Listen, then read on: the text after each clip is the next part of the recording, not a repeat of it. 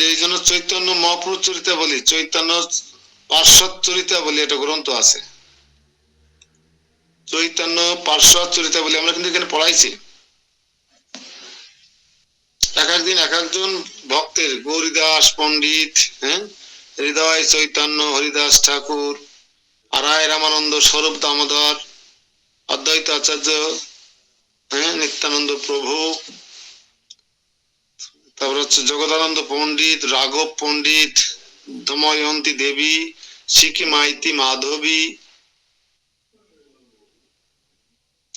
হ্যাঁ, বৃন্দাবন দাস ঠাকুর, শ্রীবাস ঠাকুর, মুরারি গুপ্ত, হ্যাঁ, পুণ্ডরিক বিদ্যানিধি, হ্যাঁ, তারপরে হচ্ছে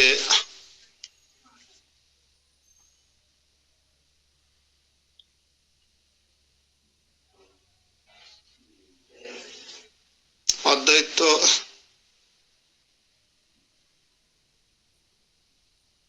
গদাধর পণ্ডিত। এই সমস্ত চরিতাবলী যখন আমরা শ্রবণ করি, কীর্তন করি, তখন আমাদের ভক্তির রাজ্যে আলাদা একটা বসন্তের বাতাবরণ প্রবাহিত হয়। তার প্রমাণ মহান ভক্তের জীবনাবলী আপনি পাঠ কীর্তন করে দেখবেন। এটা অন্যরকম ফুরফুরে দক্ষিণা বসন্তের দক্ষিণা বাতাসে যেমন একটা ইমেজ, ওরকম আপনার হৃদয়তে প্রবাহিত হয়ে যাবে। কখন? যখন আপনি কোন একজন মহান ভক্তের জীবন চরিত, রূপ গোস্বামী, সনাতন গোস্বামী, জীব গোস্বামী পাদ, ভট্ট রঘুনাথ, গোপাল ভট্ট, এই সমস্ত আচার্যদের জীবন চরিত, সব মহাপ্রভুর, নরোত্তম দাস ঠাকুর, গঙ্গা মাতা গোস্বামিনী, এই সমস্ত জীবন চরিত যখন পড়তে থাকবেন, তখন আপনার রিফাইনারি হবে, ভক্তি লাইফ রিফাইনারি হবে, ভক্তি জীবনটা। এই জন্য চেষ্টা করবেন যারা ভক্তি জীবন চর্চা করছেন, অন্তত গ্রন্থের মধ্যে নিজেকে নিয়োজিত রাখার চেষ্টা করবেন। তাহলে অনেক অনেক স্বাদ ফ্লেভার পাবেন। কিন্তু এই জড় জগতে বর্তমান অত্যন্ত কলুষিত জগৎ, নিজেকে কলুষ মুক্ত রাখতে গেলে আপনাকে অবশ্যই গ্রন্থ, সাধুসঙ্গ, গুরু, বেদ, বাক্য এসবগুলোর সঙ্গে সঙ্গে সম্বন্ধ স্থাপন করতে হবে। এছাড়া কলিযুগে নিজেকে শুদ্ধ সাত্ত্বিক স্তরে টিকিয়ে রাখা অত্যন্ত কঠিন। ভক্তি জীবন তো অত সহজ নয়। কত নামট্য ছিল, সব ঝিমিয়ে গেছে।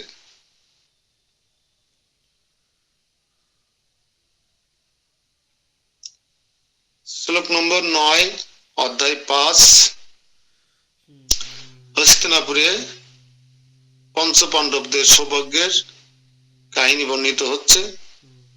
কে কোন অবতারের সেবা করে জীবন সফলতা লাভ করেছেন সেটাই এখন। অবতার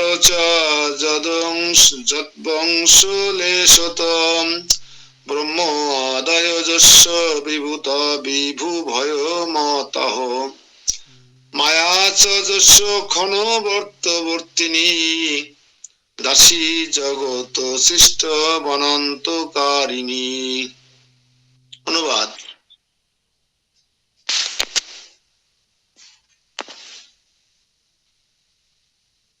অন্যান্য অবতার সকল যার অংশলেশ, ব্রহ্মাদি দেবগণ যাহার বিভূতি, জগতের সৃষ্টি স্থিতি প্রলয়কারিণী মায়া যার ঈশ্বর ইক্ষণপথবর্ধিনী। কে সে? বলতে পারবেন কে সেই ব্যক্তি? অন্যান্য অবতার সকল যাহার অংশ বিশেষ, ব্রহ্মাদি দেবগণ যাহার বিভূতি, জগতের সৃষ্টি স্থিতি প্রলয়ের কারিণী মায়া যার ইক্ষণপথ বর্ধিনী। কে সে? তিনি বলছে মৎস্য কুর্ম আদি অন্যান্য অবতার সকল শ্রী দেবকী নন্দনের অংশ, পৃথু প্রভৃতি তাহার অংশের অংশের লেশ মাত্র। পৃথু মহারাজ, ইন্দ্রদেব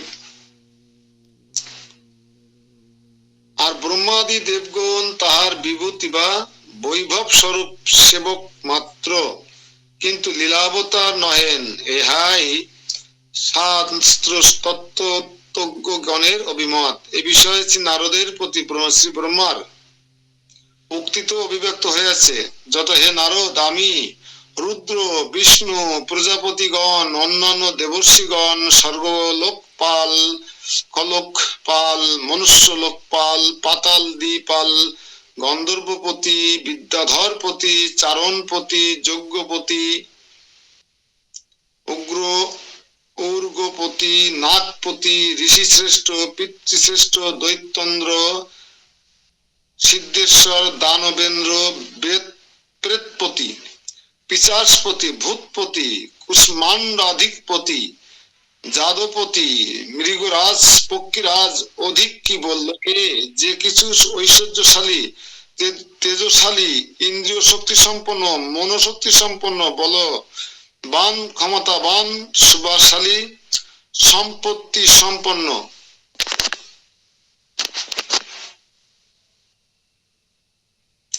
লজ্জাশীল, বুদ্ধিমান, আত্মবৎ, অদ্ভুত রূপ সম্পন্ন বা বিরূপ আকৃতি বিশিষ্ট। এই বিরূপ আকৃতি বিশিষ্ট কি ভগবান? মহাকাল। মহাকাল হচ্ছে বিরূপ আকৃতি বিশিষ্ট।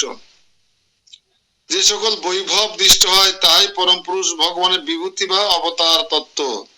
পরন্তু সেই পরম পুরুষের নানারূপী অন্যান্য যে সকল লীলাবতার আছেন, তাদের নাম ও চরিতাদি শ্রবণ করিলে কর্ণের মলিনত্ব নষ্ট হয়। হে নারদ, আমি সেই সকল মনজ্ঞ আচার চরিত কীর্তন করিতেছি, তুমি কর্ণপট দ্বারা পান করো। তাহলে কান দিয়ে পান করতে হয়, বুঝেছেন তো? এই ভাগবত কথা অমৃত পান করতে কোন দিয়ে? জিহ্বা দিয়ে? না, কর্ণ দিয়ে পান করতে হয়, চক্ষু দিয়ে শ্রবণ করতে হয়। সব উল্টো পাল্টা সেবা দেখছেন। কান দিয়ে খাওয়া অমৃত পান করা যায়? তাই বলছেন। তো আমি বলছেন, আমি ব্রহ্মা, রুদ্র, বিষ্ণু, নারদ মুনি বলছে, আমি ব্রহ্মা, রুদ্র, বিষ্ণু, দক্ষাদি প্রজাপতিগণ, তোমাদের ন্যায় নৈষ্ঠিক ব্রহ্মচারীগণ, স্বর্গলোক পাল, ভূলোকপাল, ভূলোকপাল, পাতালাদি তপলোক পালগণ, গন্ধর্ব অধিপতি, বিদ্যাধর অধিপতি, চারণ অধিপতি, যক্ষ অধিপতি, উরুগণ অধিপতি, নাগগণ অধিপতি, ঋষি ও পিতৃশ্রেষ্ঠগণ, প্রেত, পিশাচ, ভূত, কুষ্মাণ্ডল, যাদবপতিগণ, মৃগ, পক্ষী প্রভৃতি অধীশগণ, অধিক কি সমস্ত লোকে যাহা কিছু ঐশ্বর্যযুক্ত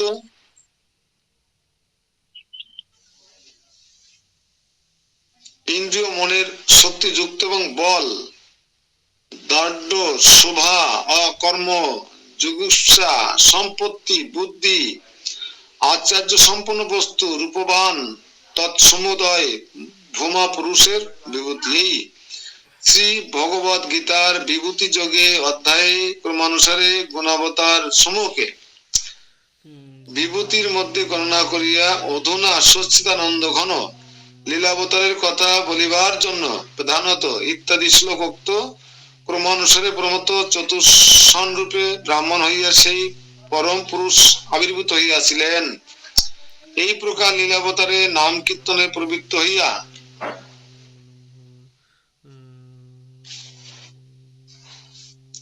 লীলাবতার বর্ণনা প্রসঙ্গে উক্ত হইয়াছে যে তিনি প্রজাপতি রুচি হইতে আকুতি গর্ভে সুযোগ্য নামে জন্মগ্রহণ করিয়া দক্ষিণার গর্ভে সুষম প্রভৃতি অমর শ্রেষ্ঠ দিগকের উৎপাদন করিয়া ওই পুত্রগণের সহিত স্বয়ংভবু মনন্তর পালন করেন। সেই যজ্ঞ ভগবানই আবার ওই মনন্তরে স্বয়ং ইন্দ্র হইয়াছিলেন। এই অপেক্ষায় কোন কোন স্তরে তাহাকে বিভূতি বলা হইয়াছে।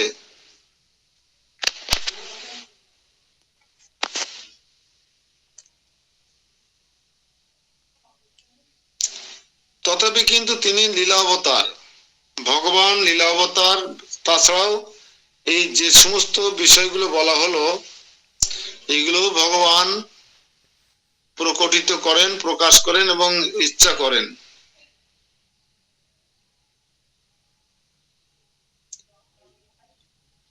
তো এই মায়াদাসীর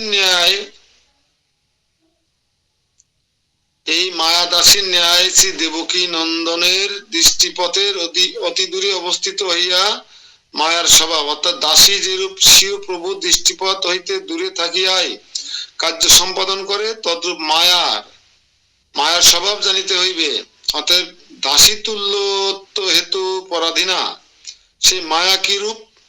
জগতের সৃষ্টি স্থিতি প্রলয়কারিণী। অতএব মায়ার অধীন ব্রহ্মাদি দেবগণেরও স্বভাবতই দাসত্ব সিদ্ধ হইল। জগতের সৃষ্টি স্থিতি প্রলয়কারিণী হচ্ছে মায়া।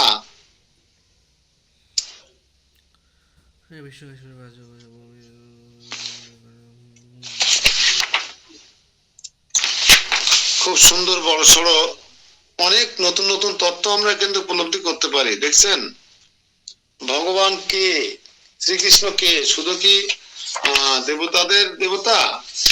আমরা এখানে সুন্দর করে দেখতে পেলাম যে দেবর্ষিগণ, স্বর্গলোক পালকগণ, খলক পালকগণ, মনুষ্যলোক পালকগণ, পাতাল দিগের পালক, গন্ধর্বপতি, বিদ্যাধর অধিপতি, চারণ অধিপতি, যজ্ঞ অধিপতি, গুরুগণ অধিপতি, নাগ অধিপতি, ঋষিশ্রেষ্ঠ, পিতৃশ্রেষ্ঠ, দৈত্যেন্দ্র, সিদ্ধেশ্বর, দানবেন্দ্র, প্রেতপতি, পিচাসপতি, ভূতপতি, কুষ্মাণ্ড অধিপতি, যাদব অধিপতি, মৃগরাজ, পক্ষীরাজ, অধিকি, কত ডেজিগনেশন ভগবানের, সবার প্রতি।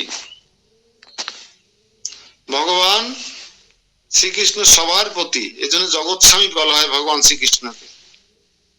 তো অনেক কিছু আমরা নতুন তত্ত্ব দেখলাম এখানে, যা আমার অনেক ভালো লাগলো, যেগুলো আমরা আগে থেকে জানতাম না। স্বয়ং ভগবান, এই শ্লোকে স্বয়ং ভগবান শ্রীকৃষ্ণ নানা অবতারিত্ব দ্বারা পূর্ণত্ব বিবৃতি করিতেছেন। এই শ্রীকৃষ্ণ সাধারণত স্বয়ং রূপ, তদেকাত্ম রূপ ও আবেশ, এই ত্রিবিধ রূপে বিলাস করেন। আর ত্রিবিধ রূপ হইতেই অসংখ্য অবতারের আবির্ভাব হয়। তার মধ্যে স্বয়ং রূপ বলিতে যে রূপ অন্য কি অপেক্ষা না করিয়া স্বয়ং প্রকাশ করা হয়, তাহাই স্বয়ং রূপ। যেমন শ্রী নন্দন শ্রীকৃষ্ণই স্বয়ং ভগবান। এখানে স্বয়ং রূপ বলতে কি বোঝায়?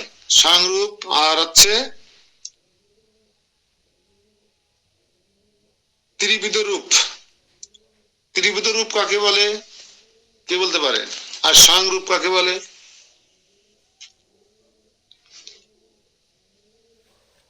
ভগবান শ্রীকৃষ্ণের স্বয়ং রূপ আর ত্রিবিধ রূপ।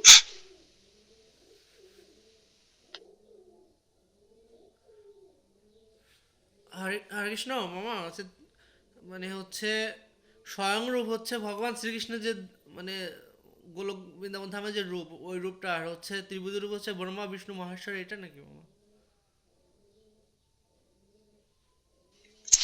ওরাও ভগবান শ্রীকৃষ্ণ, কিন্তু ওই রূপ ধারণ করে তার কার্য সম্পাদন করেন, সৃজন, পালন, বিনাশ।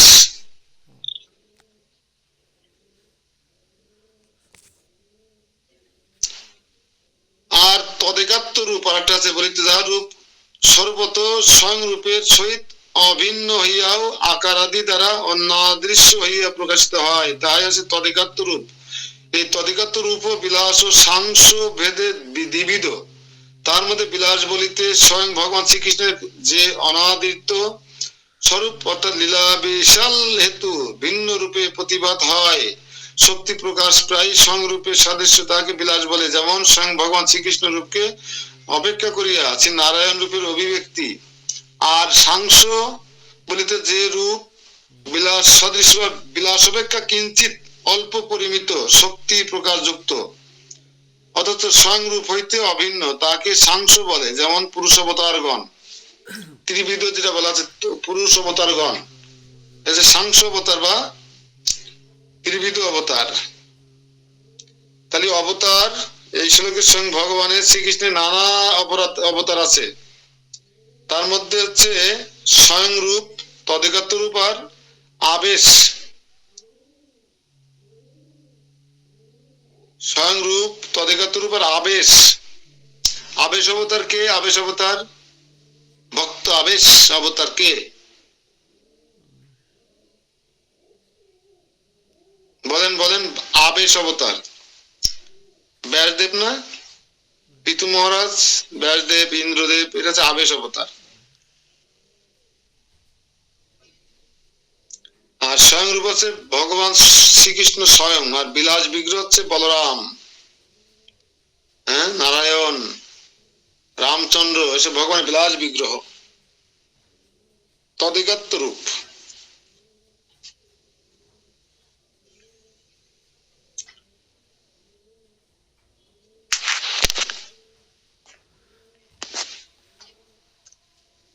তো যাই হোক, আপনারা অনেক নতুন নতুন তত্ত্ব উদ্ভাবন হচ্ছে এখানে, জানতে পারছেন। শ্লোক নম্বর 10, যস্য প্রসাদম ধরণী বিলাপতঃ ক্ষীরোদ তীরে ব্রত নিষ্ঠয়া স্থিতাঃ ব্রহ্মাদায় কঞ্চন না লোভন্ত তথাপো ব্যবস্থা পনারম সমাহিতাঃ। ধরণীর বিলাপে কাতর হইয়া ব্রহ্মাদি দেবগণ ব্রহ্ম ব্রত নিষ্ঠার সহিত তীরে অবস্থান পূর্বক পূজা ও সমাহিত চিত্তে স্তুতি পরায়ণ হইয়াও যাহা দর্শনাদি কোনরূপ প্রসাদ লাভ করিতে পারেন নাই। ধরণীর বিলাপে কাতর হইয়া মানে কি, কে বলতে পারেন? এই শ্লোকের বুঝতে পারেন এর মানে ঠানে বুঝতে পারেন তো সবাই? ধরণীর বিলাপে কাতর হইয়া ব্রহ্মাদি দেবগণ ব্রত নিষ্ঠার সহিত ক্ষীর তীরে অবস্থান পূর্বক পূজা ও সমাহিত চিত্তে অতি স্তুতি প্রয়ণ হইয়াও যা দর্শনাদি কোনরূপ প্রসাদ লাভ করিতে পারেন নাই। ব্রহ্মার শুধু দুর্লভ কেন বলা হয়? এই কারণে বলা হয়। তা আমি বুঝিয়ে দিচ্ছি, আপনাদেরকে বোঝার চেষ্টা করুন। সেটা হচ্ছে ধরণীর বিলাপে কাতর হইয়া, তার মানে কি? ধরণী মানে কি? বসুন্ধরা দেবী, পৃথিবী। পৃথিবী কান্না করেছিল কেন জানেন? পৃথিবী ব্রহ্মার কাছে গিয়ে কান্না করেছিল কেন?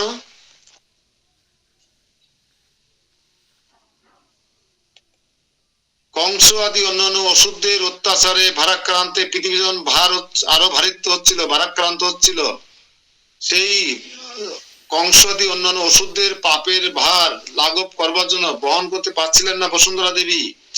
তাই তিনি গাভীর রূপ ধারণ করে ব্রহ্মার কাছে গিয়েছিলেন, কান্নাকাটা করেছিলেন অনেক।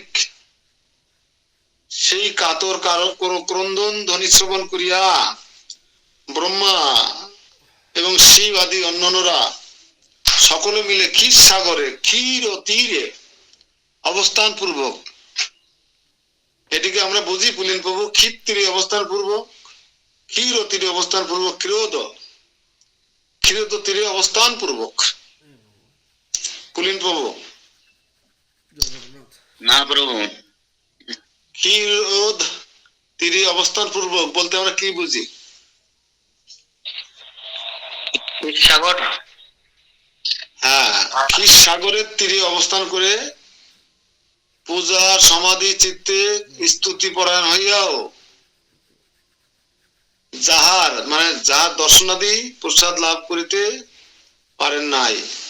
এখানে আমরা দেখতে পাচ্ছি বসুন্ধরা দেবী, পৃথিবী অর্থাৎ এই ধরণী দেবী ক্রন্দন করতে করতে গাভীর রূপ ধারণ করে কংসাদি অন্যান্য অসুরদের অত্যাচারে তাদের পাপে ভারাক্রান্ত হয়ে তিনি ব্রহ্মার কাছে গেলেন, ব্রহ্মা মহেশ্বরের কাছে গেলেন। এই দুই মহেশ্বর ব্রহ্মা এবং এই গাভীরূপ বসুন্ধরা ক্ষীর সাগরের তীরে গিয়ে স্তব স্তুতি করতে লাগলেন, পূজা সমাহিত করতে লাগলেন ভগবানের কৃপা দৃষ্টি লাভ করার জন্য, কিন্তু ব্যর্থ হলেন, তাই বোঝাচ্ছে এখানে।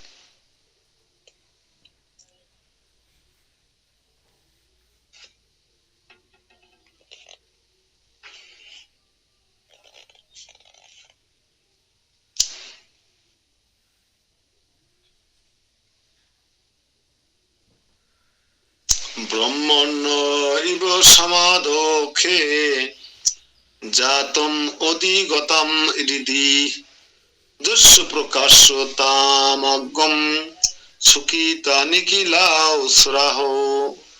অনুবাদ: ব্রহ্মাই কেবল সমাধিতে হৃদয়াকাশে আবির্ভূতা দৈব বাণী রূপা তাহার আজ্ঞা মাত্র অবগত হইয়াছিলেন এবং সেই প্রসিদ্ধ আজ্ঞা প্রকাশ করিয়া দেবতা বৃন্দকে সুখী করিয়াছিলেন। তার মানে আমি যতটুকু বুঝতে পারি, এই ভাষা আমাদের পক্ষে এত সহজ না ভাষা, বারবার পড়ার পরে হয়তো আমরা সূত্র ধরতে পারি। তো এই শ্লোকের মাধ্যমে বুঝতে, ব্রহ্মা কেবল সমাধিতে হৃদয়াকাশে আবির্ভূতা দৈব বাণী রূপা তাহার আজ্ঞা মাত্র অবগত হইয়াছিলেন। তাহার বলতে কার বোঝাচ্ছে এখানে? ক্ষীরোদকশায়ী বিষ্ণুর। আর একমাত্র যত দেবতা যত মুনি ঋষি ছিল তার মধ্যে একমাত্র ব্রহ্মাই কেবল তার হৃদয় আকাশে সমাধির মাধ্যমে ভগবানের দৈব বাণী বা কথাবার্তা শ্রবণ করতে পারতেন। হরি বল। ব্রহ্মা ধ্যানস্থ হয়ে তার হৃদয় আকাশে ভগবান কি বলছেন না কি করছেন, কোথায় আছেন, কি হচ্ছে না হচ্ছে সব উনি দর্শন করতে পারতেন বা শুনতে পারতেন। সেই কথা এখানে বলা হচ্ছে যে ব্রহ্মাই কেবল হৃদয় আকাশে সমাধিতে হৃদয় আকাশে আবির্ভূত দৈব বাণী রূপা তাহার আজ্ঞা, মানে ভগবান যে আজ্ঞা করলেন সে শ্রবণ করলেন, এবং সেটা আছে ব্রহ্মা এই সংবাদ সম্মেলন করে সমস্ত দেবতাদেরকে মুনি ঋষিদেরকে জানিয়ে দিলেন। প্রেস বিজ্ঞপ্তি যাকে বলে,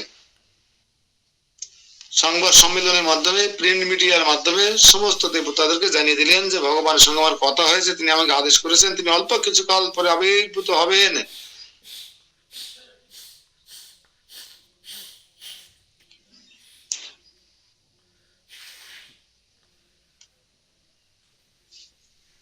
তাই বলছে, যদি বলেন শ্রী ভগবানের রচনাদি কদাপি বিফল হইতে পারে না, এ কথা সত্য, কিন্তু তাদের প্রার্থনা অতিশয় গরিষ্ঠ, সুতরাং দ্রুত সিদ্ধ হওয়া অসম্ভব।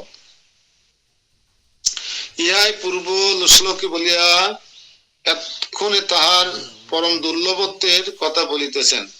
ব্রহ্মা সমাধিতে আকাশ বাণী শুনিয়া দেবগণকে বলিলেন, এই অমরগণ, আমি পুরুষের বাক্য শ্রবণ করিলাম, তোমরা কোলাহল পরিত্যাগ করিয়া আমার নিকট তা শ্রবণ করো এবং শীঘ্রই সেরূপ বিধান করো।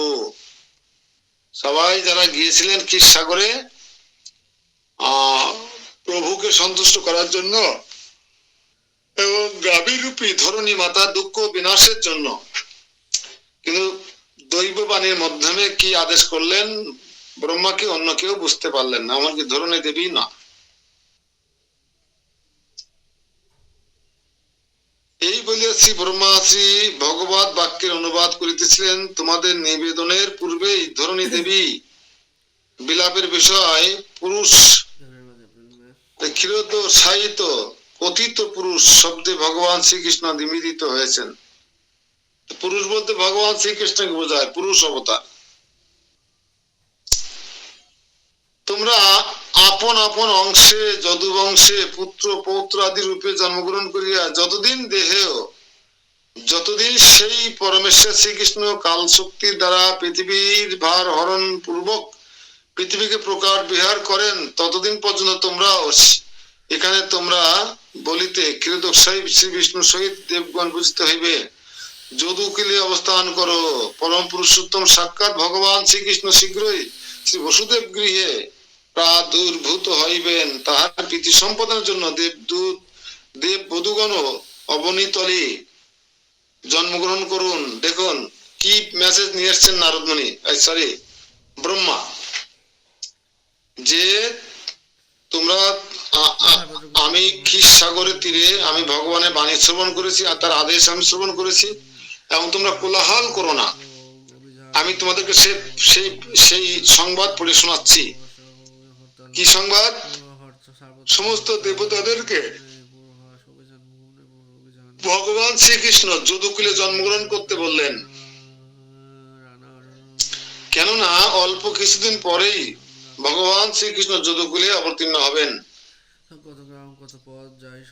এবং তার প্রীতি সম্পাদনের জন্য দেব বধূগণ তার প্রীতি সম্পাদন করবার জন্য দেবতাদের স্ত্রীরাও সেখানে জন্মগ্রহণ করলেন। তাহলে মনুষ্য জীবনের উদ্দেশ্য কি? দেবতাদের জীবনের উদ্দেশ্য কি? হ্যাঁ, ভগবানের প্রীতি সম্পাদন করা, প্রীতি উৎপাদন করা। যে কারণে দেবতাদের পত্নীরাও এই হস্তিনাপুর ভারতবর্ষের বিভিন্ন জায়গায় জন্মগ্রহণ করেছিলেন, কারণ মহামন্ত্রী আসবে, প্রধানমন্ত্রী আসবে। ভগবান শ্রীকৃষ্ণ যদি প্রধানমন্ত্রী ধরা হয়, তাহলে বাকি সব মন্ত্রী, এসপি, ডিসি, কমিশনার, যুগ্ম কমিশনার সবাই তাকে সন্তুষ্টি করার জন্য ব্যস্ত হয়ে যাবে।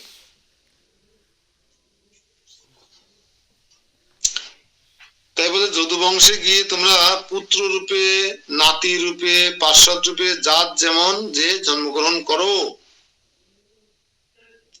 কারণ আমি অতি শীঘ্রই শ্রী বসুদেব গৃহে আবির্ভূত হইব। আর সেই বসুদেবের অংশ সহস্র বদন সরাট অনন্তদেব ভগবানের প্রিয় কামনায় অগ্রে আবির্ভূত হইবেন।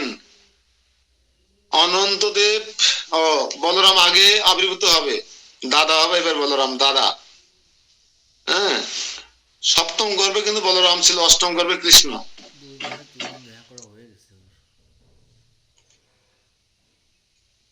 হে ভগবতী, বিষ্ণু মায়া জগৎ মোহিত করেন, তিনিও ভগবানের আদেশে কার্য সিদ্ধির নিমিত্ত শ্রী যশোদার গর্ভে অংশ আবির্ভূত হইবেন।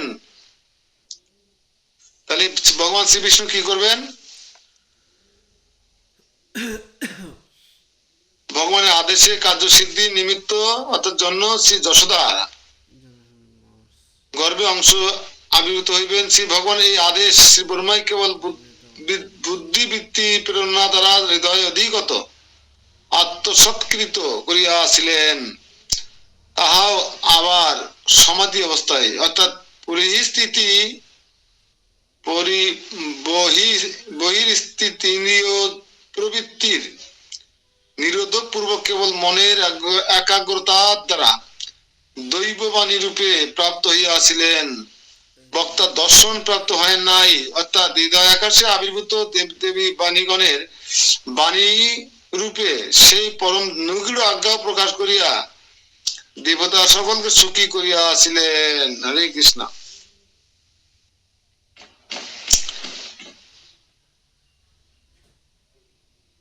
কে কোথায় কিভাবে আবির্ভূত হবে, যেমন ক্ষীর সাগরে গিয়েছিলেন বসুন্ধরা দেবী, কৈলাসপতি শিবজি মহারাজ এবং ব্রহ্মাজি, যে স্তব স্তুতি করার পরে ভগবান এলেন, কথা বললেন এবং বললেন, যাও তোমরা দেবতাদের মাঝে প্রেস ব্রেকিং করে দাও, প্রেস ব্রেকিং, যে আমি অল্প কিছুদিন পরে এই ভৌম বৃন্দাবনে কংসের কারাগারে দেবকী বাসুদেবকে ধারণ করে সেখানে আবির্ভূত হব।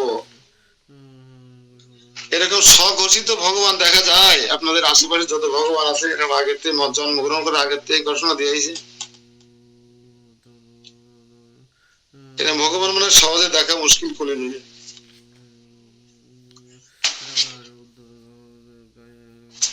আমরা এবার 11 নম্বর শ্লোকে বলছে, উদ্ধৃত শ্লোকের অংশে নন পদের তাৎপর্য শ্রীকৃষ্ণের অংশ স্বরূপ তার পার্শ্বদ শ্রী উদ্ধবাদীর সহিত অবতীর্ণ হন। অতএব এই স্থলে পার্শ্বদ অর্থে দেবতা নহেন, শ্রী ভগবানের নিত্য পার্শ্বদ, তবে প্রকট লীলার মিলিত শ্রী ক্ষীরোদকসাই প্রভৃতি ভগবৎ স্বরূপ ও তাদের পার্শ্বদ্রূপ অর্থও হইতে পারে।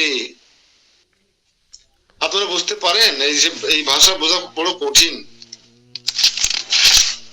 তো হস্তিনাপুরে গিয়ে নারদ মুনি পরমেশ্বর ভগবান শ্রীকৃষ্ণ সম্পর্কে এই সমস্ত গুণাবলী বর্ণনা করছেন।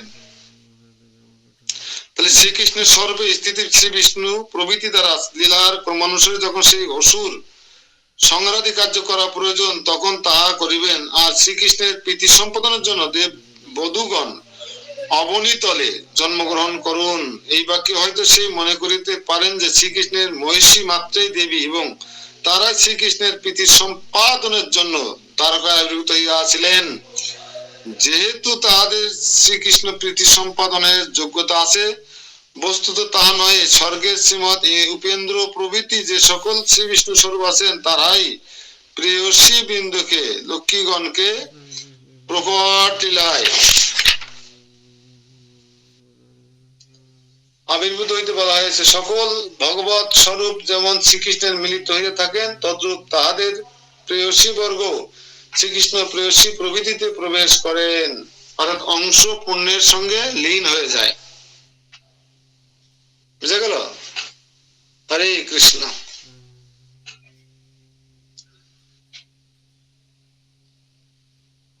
কস্মিতোপি প্রাজ্ঞো বরৈ বিভক্তে গর্গ আদি বীর্য নিভৃতম প্রকাশতে নারায়ণৌ সু ভগবান জনেন সাম্যম কতং তল্লভতে চ পরম অত শ্রীমধু পর্যঞ্জ দীর্ঘ বিষ্ণু রীতি শ্রুতা মহাহরি মহাবিষ্ণু মহানারায়ণ পিচ। অনুবাদ।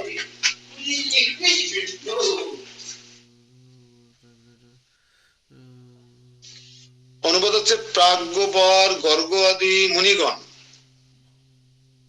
কোন এক নির্জন স্থানে গৃহ রূপে যাকে প্রকাশ করিয়া থাকেন সেই শ্রীকৃষ্ণের তুলনায় কেবল সেই ভগবান শ্রী নারায়ণের কাতঞ্চিত সাদৃশ্য লাভ করিয়া থাকে, কিন্তু সর্বাংশে নয়। অতএব তিনি শ্রী মধুপুরীতে দীর্ঘ বিষ্ণু মহাবীর বিষ্ণু মহানারায়ণ প্রভৃতি নামে প্রসিদ্ধ হইয়া আছেন।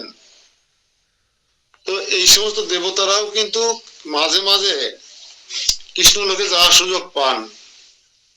প্রাজ্ঞবর প্রবর গর্গ আদি মুনিগণ অন্যান্য যারা নির্জন স্থানে গৃহ রূপে যাকে প্রকাশ করিয়া থাকেন।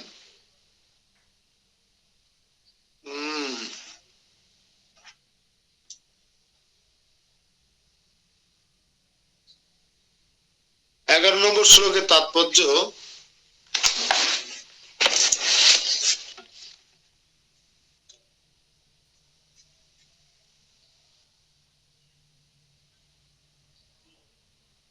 সরি, 12 নম্বর শ্লোকের তাৎপর্য পড়বে এখন। তা হইলে কি এই শ্রী দেবকী নন্দনী সাক্ষাৎ ভগবান শ্রী নারায়ণ?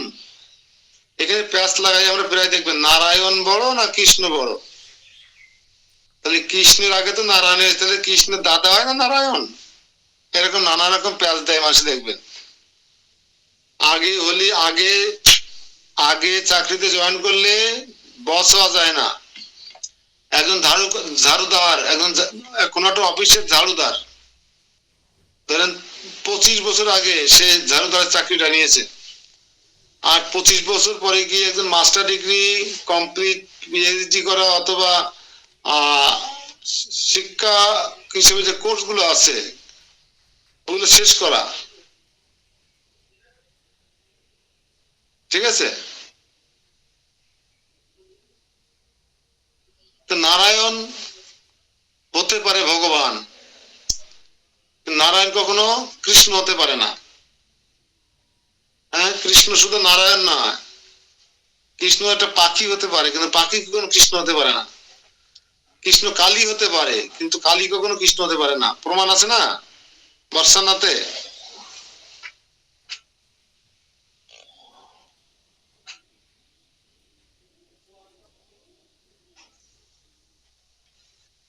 যদিও সেই কস্মিয় পদে সেই নন্দনাদি ব্রজবাসীগণই উদ্দিষ্ট হইয়াছেন, তথাপি কিন্তু তাদিগের নাম স্ফুট রূপে ব্যক্ত করিলেন না, কারণ তাহারা শ্রীকৃষ্ণের চরণারবিন্দে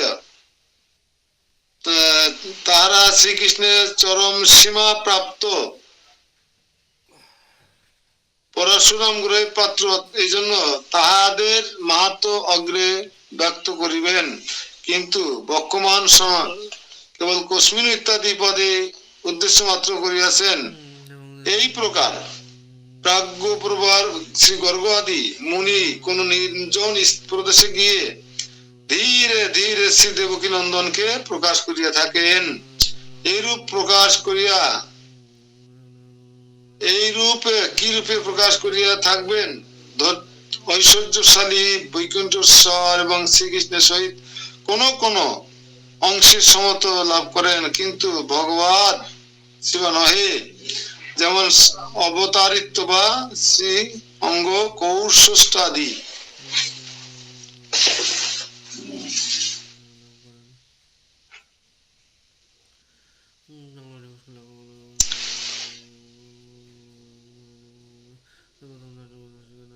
কোন কোন বিষয় শ্রীকৃষ্ণের সহিত সেই শ্রী নারায়ণের কিঞ্চিত কিঞ্চিত সমতা আছে, কিন্তু সর্বপ্রকার, এখানে বলা হচ্ছে সর্বপ্রকার বা সমস্ত বিষয়ের মতো নাই। কিন্তু কি রূপ ভগবান? সমস্ত ঐশ্বর্য, ধর্ম, যশ, শ্রী, জ্ঞান ও বৈরাগ্য, এই ছয়টি ভগবৎবাচ্য এবং এই ছয়টি পূর্ণরূপে শ্রী নারায়ণের বর্তমান। এই জন্যেই তাহাকে ঐশ্বর্যশালী ভগবান বলা হয়। নারায়ণ হচ্ছে ঐশ্বর্যশালী ভগবান, আর শ্রীকৃষ্ণ কি?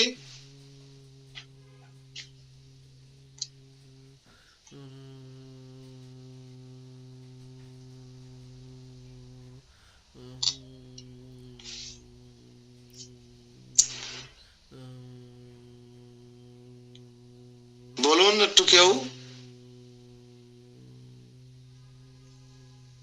প্রভু মহা ঐশ্বর্যশালী। মহা ঐশ্বর্যশালী। এই এই গুণগুলো যার মধ্যে থাকবে তিনি হচ্ছে নারায়ণ।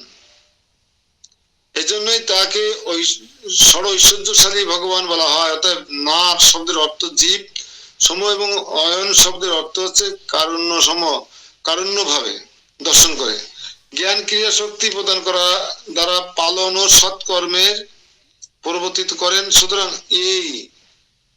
সেই শ্রী বৈকুণ্ঠেশ্বরের নাম শ্রী নারায়ণ এবং ব্রহ্মবিদ বহুবিধ ভগবানের শ্রী নারায়ণ কঞ্চিত, নারায়ণ কথঞ্চিত শ্রীকৃষ্ণের সাদৃশ্য লাভ করিয়া থাকেন। তো বৈকুণ্ঠেশ্বর শ্রী নারায়ণ এই শ্রীকৃষ্ণের সহিত কোন কোন অংশে সমতা লাভ করেন, আবার শ্রী মহাপুরুষ আদি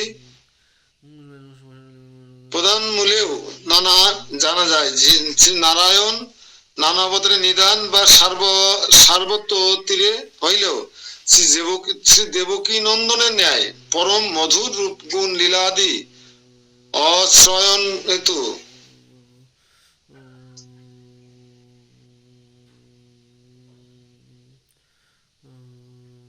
যে আমরা পরবর্তীতে দেখব। চ শব্দের অর্থ অপি বোঝায় এবং অপর শব্দের যাহা হইতে পরম বা শ্রেষ্ঠ নাই সর্বশ্রেষ্ঠ বোঝায়।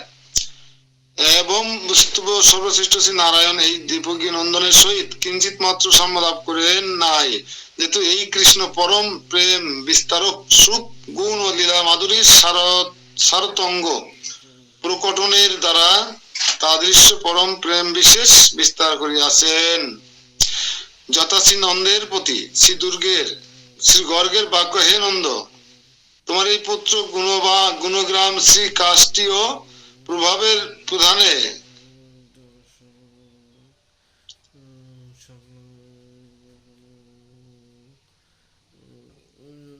তোমার এই পুত্র গুণগ্রাম শ্রী কীর্তি ও প্রভাব নারায়ণের তুল্য, তুমি সাবধানের সহিত একে পালন করো। কাকে বলছেন এই কথা? গর্গ মুনি বলেছিলেন নন্দ মহারাজকে।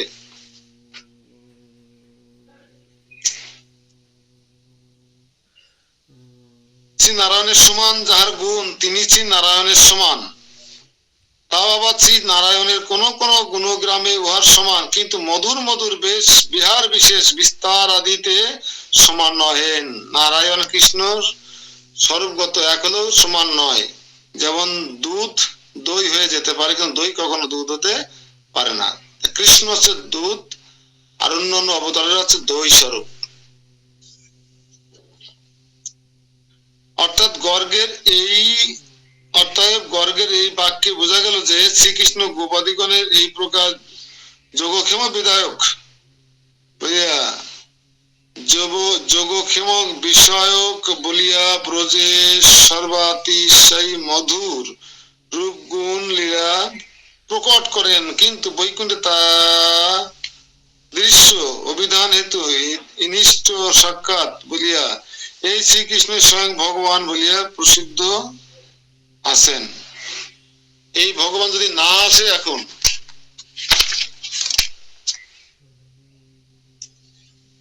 তাহলে কি হবে?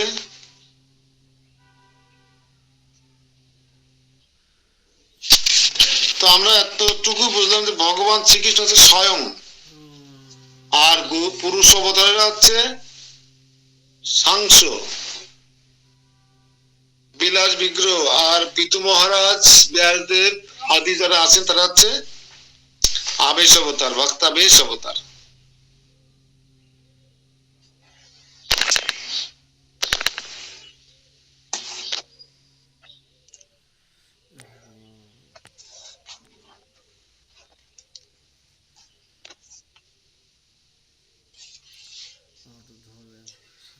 শ্লোক নম্বর 14।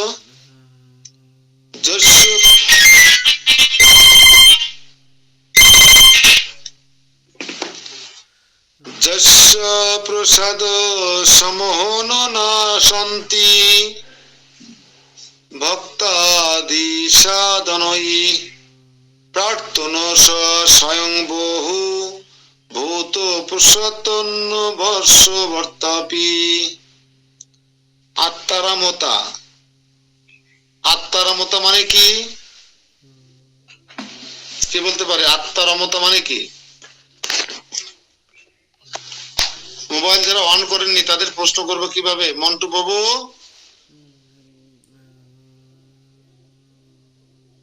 সোমা, বিপ্লব, সবার ফোনের ক্যামেরা অফ কেন?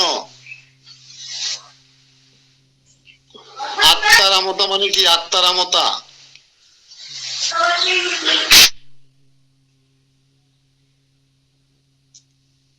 আত্মারামতা মানে হচ্ছে যিনি আত্মাতে রমণ করেন। আত্মাতে যদি কেউ রমণ করতে পারে তাহলে সবকিছু তার ইচ্ছাময় হয়ে যায়। তো পরমেশ্বর ভগবান শ্রীকৃষ্ণ আত্মারাম, এই জন্য ওনার এক নাম হচ্ছে আত্মারাম। তেমন প্রশ্ন লেখেন একটা, সবাই একটা প্রশ্ন, আত্মারাম কাকে বলে?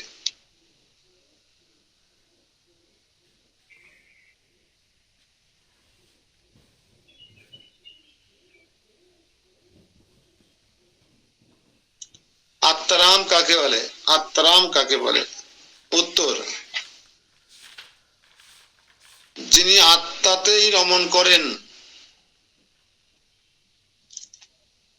যিনি আত্মাতেই রমণ করেন তিনি আত্মারাম। যেমন পরমেশ্বর ভগবান শ্রীকৃষ্ণ, এইটুকু লিখলে হবে।